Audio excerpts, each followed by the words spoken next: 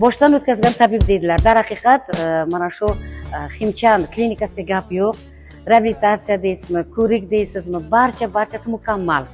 Shu narsa kelgan bemor azob chekmaydi, hech qanday qiynalmaydi, muammo yo'q.